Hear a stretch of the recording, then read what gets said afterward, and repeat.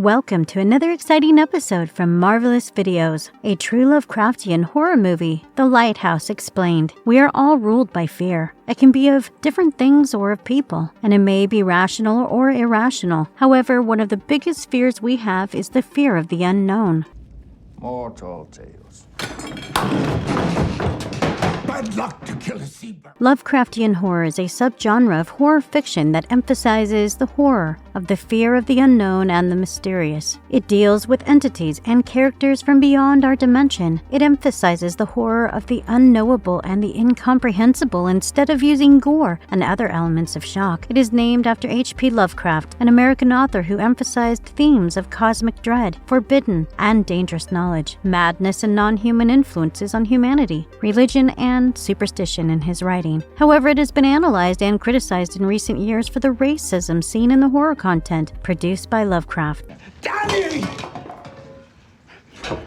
Let Neptune strike ye dead, Winslow! The Lighthouse is a black and white film directed and produced by Robert Eggers, which was released in 2019. He co-wrote the screenplay with Max Eggers. It started as an attempt by Max to create a contemporary take on The Lighthouse by Edgar Allan Poe. When Robert joined, it ended up becoming a successful attempt at Lovecraftian horror.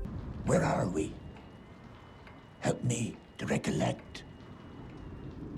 Who you again, Tom? The Lighthouse, starring Robert Pattinson and Willem Dafoe, premiered at the 72nd Cannes Film Festival on May 19, 2019, and was released in theaters by A24 on October 18, 2019. It made more than $18 million on an $11 million budget and garnered positive reviews with an appreciation for the director and acting. In addition to multiple nominations and victories at various award events, it was nominated for Best Cinematography at the 92nd Academy Awards and the 73rd British Academy Film Awards. Critics on Rotten Tomatoes have claimed it to be a gripping story, brilliantly filmed and led by a pair of powerhouse performances. The Lighthouse further establishes Robert Eggers as a filmmaker of exceptional talent. Before we go into our explanation, we have a very small request. If you like our content, please support us by subscribing to our channel. This is a small click for you, but for us, it means a lot. Thank you. Let's begin. No, sir, thank you. Bad luck to leave a toast unfinished, lad. There is enchantment in the light. The Lighthouse 2019. The Lighthouse follows a simple premise. It is centered around a lighthouse in the 1890s and the lives of Willem Dafoe, who portrays the character of Thomas Wake, and Robert Pattinson, who plays Ephraim Winslow, and their life there. Eggers got the inspiration for this film from various sources and used all of them to create a masterpiece. Willem Dafoe's accent is based on the jargon of Atlantic fishermen and sailors of the time, while Robert Pattinson is based on a very specific section of marine farming dialect. That's what I mean!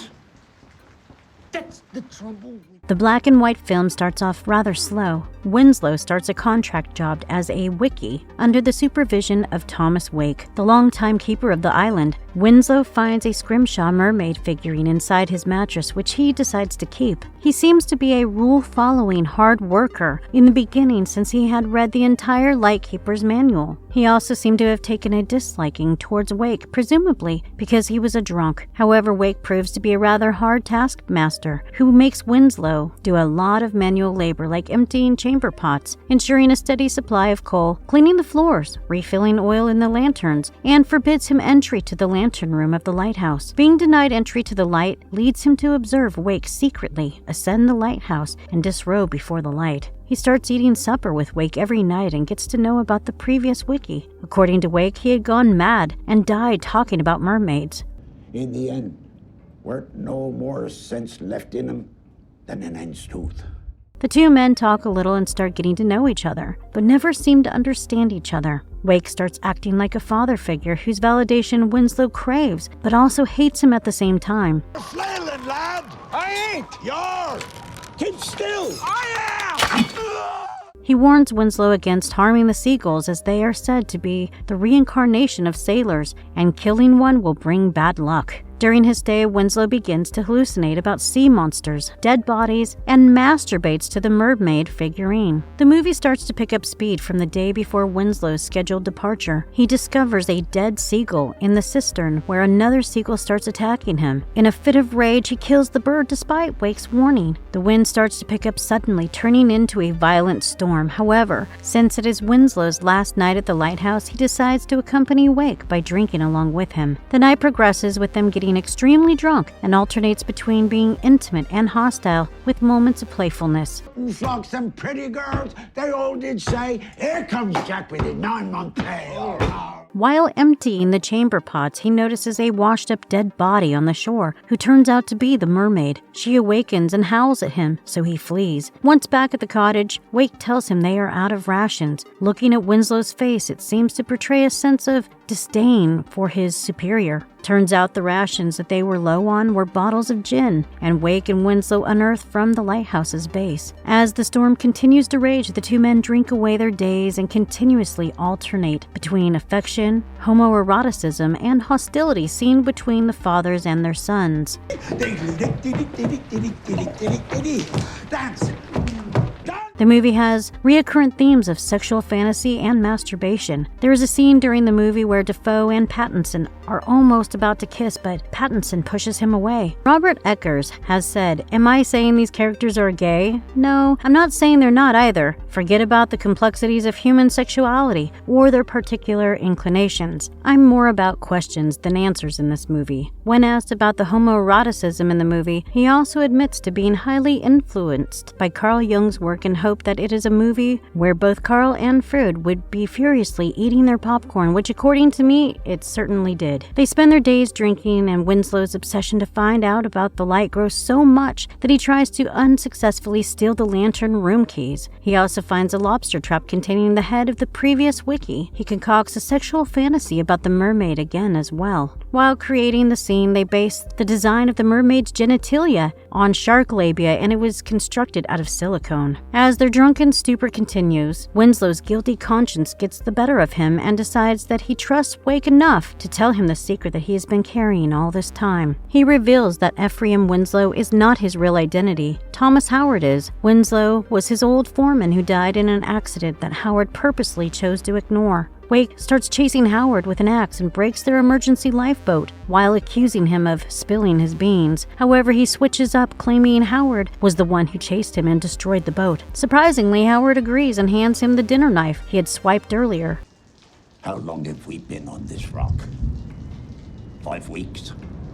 2 days? And once they run out of alcohol, they start drinking turpentine and honey as the storm becomes worse. It floods the house when Howard finds the logbook kept by Wake, which portrays him in a quite negative light, calling him an incompetent drunk who should be sacked without pay. The two men fight and Howard beats Wake into submission. He makes Wake walk on all fours like a dog and takes him to the base of the lighthouse to bury him alive. Wake curses him to a Promethean fate while being buried. Howard takes the keys to the lantern room, but Wake somehow comes back and strikes him with an axe. Howard, in retaliation, kills Wake with the same axe and heads up to the lantern room. He opens the Fresnel lens in the lantern room and tries to reach inside. There is no indication of what is seen by Howard except distorted, violent screaming. The scene cuts to a barely alive Howard naked on the rocks as a flock of seagulls peck at his intestines. This is a nod to the curse by Wade, as Prometheus was also punished in a similar way in which a bird ate his liver daily. Wake's character also seems to be modeled around the prophecy-telling ocean god Proteus, as he is not only shown as a sea creature with tentacles, he also accurately predicts Howard's death. The lighthouse embodies the true Lovecraftian sense of horror, where one starts feeling the same kind of horror and fear of the unknown and unknowable along with the characters. Eggers has created the film in such a way that the viewer feels like they are slowly losing sanity along with the characters. The lines of what is real and true starts blurring and merging into irrational thoughts, fears, and hallucinations. There were other versions of the scripts that were too obvious. However, Robert Eggers' goal was to make the audience go insane and confused, like Winslow, so the final script ended up being even more confusing for them.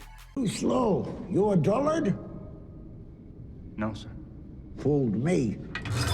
The Lighthouse, based on a true story. The story of the lighthouse is loosely based on the Smalls, an isolated rock island 20 miles off of the Welsh Pembrokeshire coast. In 1810, two lighthouse keepers, Thomas Griffiths and Thomas Howell, were stationed there. It was the story of two men who hated each other and manned a lighthouse in isolation, just like Winslow and Wake, but the movie obviously took creative liberties while translating the story to film.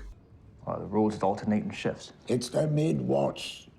That's the dreadland. My watch. According to reports, Howell and Griffiths were hostile towards each other and were forced to be in close quarters, away from civilization, with only each other for company. Griffiths became unwell after sustaining injuries in a freak accident and had passed away after a few weeks under mysterious circumstances. Howell was scared that he would be accused of murder due to his bad relations with Griffiths and the mysterious circumstances of his death. He decided to create a makeshift casket for his fellow keeper. Unfortunately, the casket did not survive the bad weather and storm, resulting in Griffith's body being caught and suspended against the lighthouse window. Howell was alone with Griffith's corpse for over 3 weeks, according to estimates. Due to the wind and bad weather, Griffith's body would knock against the window, making it seem like he was trying to get inside the lighthouse. The entire experience was highly traumatic for Howell, as it would be for any human being, and he was found to be inconsolable and severely affected by the entire experience of it.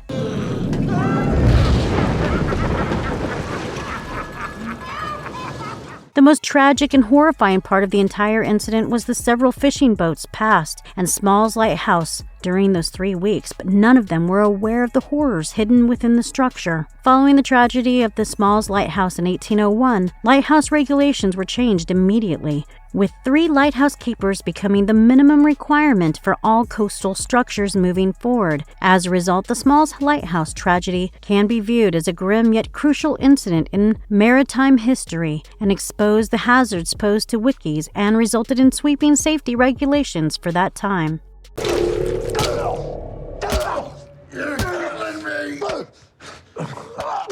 Why should you watch The Lighthouse? The Lighthouse is a brilliant movie that somehow also feels like a train wreck in a good way. It starts off slow but becomes engrossing and spellbinding, keeping you hooked to the screen. One is enrapturing by the cinematography from the very beginning. The movie is black and white. That is already something that draws the attention of viewers, but the cinematography really ties it all together. The shots cut from one to the other seamlessly, while creating the kind of confusion that would leave you asking, what just happened here? Since the film is set in 1890, it was shot using 35mm black and white double X5222 film with a vintage Balter lens supplementing the Panavision Millennium XL2 camera from 1918 to 1938 to stay true to the time period. To remain true to his work, rain and wind machines were rarely used because much of the film was shot in natural weather, with director Robert Eggers remaking the most crazy and dramatic stuff was shot for real. Because they were concerned about losing Pattinson's character to a riptide, the crew had to shoot the scene when he goes into the sea at night after the weather calmed down. Leaves our bed.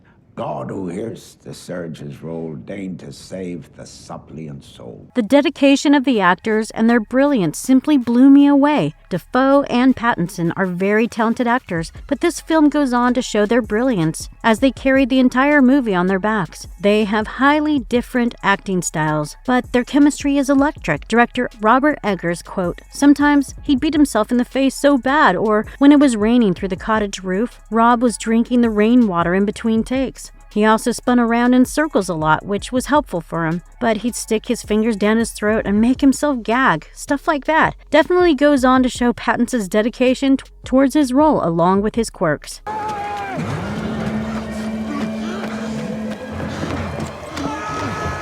Lovers of Lovecraftian horror, survival films, psychological thrillers, and of course, William Dafoe and Robert Pattinson should definitely watch the movie. It was definitely a great watch, and it left me wondering about the perceptions of reality with just one thought on my mind. What is happening? Just as Eggers wanted. In my book, this is a major success. And if you liked our content, don't forget to leave a like and subscribe to us if you haven't already. Have a good one, and be safe. Thanks, everyone.